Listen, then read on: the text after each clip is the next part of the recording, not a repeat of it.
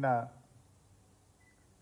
రాష్ట్ర ముఖ్యమంత్రి వర్యులు గౌరవనీయులు రేవంత్ రెడ్డి గారి ప్రెస్ కాన్ఫరెన్స్ ఒకసారి మనం చూస్తే మితిమీరిన అహంకారం, అబద్ధాలు, అర్ధసత్యాలు, సంస్కారం లేనటువంటి భాష, వికారమైనటువంటి ధోరణి, వితండవాదం తప్ప ఇంకేం కనిపించలేదు. నిన్న టీవీల్లో చూసినటువంటి మేధావులు, విజ్ఞులు, తెలంగాణ ప్రజలు ఈయన మాట్లాడే భాష, ముఖ్యమంత్రి గారి యొక్క ధోరణి చూసి ఒక రాష్ట్ర ముఖ్యమంత్రి ఈ రకంగా మాట్లాడతారా అని చెప్పి అసహించుకున్నటువంటి పరిస్థితి ఉన్నది.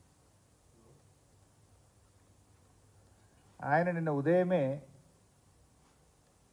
పద్మ అవార్డు గ్రహీతల సన్మాన కార్యక్రమంలో నిన్న పాల్గొన్నారు.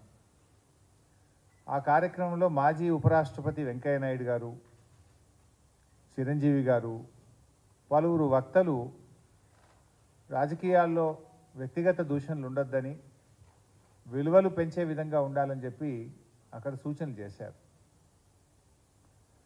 ఆ సమావేశంలో పాల్గొన్నటువంటి ముఖ్యమంత్రి గారు స్వయంగా ఆ పెద్దల సమక్షంలో ఇక తాను ఎంతమాత్రం వ్యక్తిగత దూషణలు చేయబోనని, ఆ సభలో ప్రజలకిచ్చిన హామీని సాయంత్రం అయ్యేసరికి మారిపోయింది.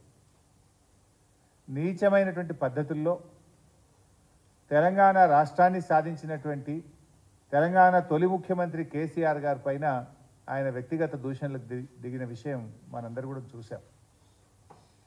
అంటే రేవంత్ రెడ్డి గారి మాట తీరు ఏంటిది, మాట ఇస్తే నిలుపుకునే తీరు ఏంటిది అనేది నిన్న రెండు కూడా తేలిపోయినాయి. ఉదయం మాట ఇచ్చిండు, సాయంత్రానికల్లా మాట ఎత్తేసిండు.